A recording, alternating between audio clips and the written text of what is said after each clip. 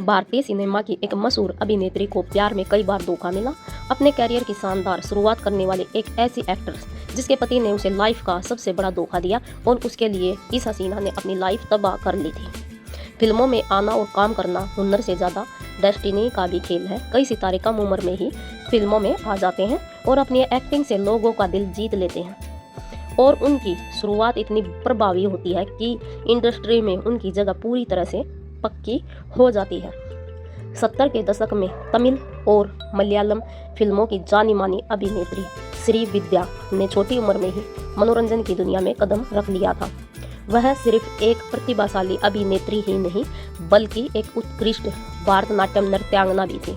उन्होंने कुमारा संभवम, टाटा मानवर्दु, अपूर्व, रांगंगल और चोट्टा निकरा अम्मा जैसी कई यादगार फिल्मों में दर्शकों के दिलों में राज किया। लोग उनकी तुलना श्रीदेवी से करते थे और कई लोगों का मानना था कि वो उनसे भी ज़्यादा हसीन है। 1975 में निर्देशक के बालाचंदर की फिल्म अपूर्व रांगंगल में श्रीविद्या को अभिनेता कमल हासन के साथ अभिनय करने का मौका मिला था। फिल्म की शूटिंग के दौरान श्रीविद्या को कमल से प्यार हो गया। उस समय तक श्रीविद्या इंडस्ट्री में एक स्थापित अभिनेत्री बन चुकी थी, जबकि कमल हासन अपनी पहचान बनाने की राह पर थे। श्रीविद्या इस रिश्ते को शादी तक ले जाना चाहती थी। हालांकि उनकी मां ने उन्हें सलाह दी थी कि वे कमल के करियर में स्थिरता आने तक इंतजार करें, लेकिन कमल को यह सुझाव मंजूर नहीं था और उन्होंने इस रिश्ते को तोड़ लिया था।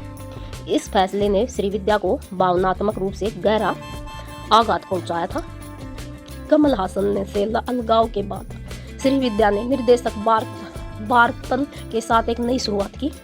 दोनों ने साथ में कई फिल्में की और एक दूसरे के काफ़ी करीब भी आ गए, लेकिन यह रिश्ता भी ज़्यादा समय तक नहीं चला और बार्तन ने अलग होने का निर्णय ले लिया, जिससे श्रीविद्या एक बार फिर टूट गई। अतीत के 2 असफल रिश्तों के बावजूद श्रीविद्या ने प्यार में फिर से भरोसा जताया और उन्होंने अपनी एक मलयालम फिल्म टिकनल के सहायक निर्देशक जॉर्ज थॉमस को डेट करना शुरू कर दिया। 1978 में उनसे शादी भी कर ली। श्रीविद्या चाहती थी कि वे फिल्म इंडस्ट्री को छोड़कर एक सामान्य पारिवारिक जीवन जिए, लेकिन आर्थिक तंगी के कारण जॉर्ज ने उन्हें फिल्मों में काम जारी रखने के लिए मजबूर कर दिया। शादी के कुछ महीनों के भीतर ही श्रीविद्या को एहसास हुआ कि जॉर्ज से शादी करना एक बड़ी गलती है। उनका रिश्ता तेजी से बिगड़ने लगा और 1980 में दोनों ने तलाक ले लिया। इतना बिगड़ा कि श्रीविद्या को अपने वित्तीय अधिकारों की लड़ाई सुप्रीम कोर्ट तक ले जानी पड़ी थी। लंबे कानूनी संघर्ष के बाद वह केस जीत गई और तलाक के बाद श्रीविद्या ने चेन्नई छोड़कर तिरुवनंतपुरम में बसने का फैसला किया। यहीं उन्होंने शांत जीवन जीने की कोशिश भी की, लेकिन 2003 में उन्हें स्तन कैंसर का पता चला। 3 साल तक इलाज के बाद उन्होंने 19 अक्टूबर 2006 को मात्र 53 साल की आयु में इस दुनिया को अलविदा कह दिया।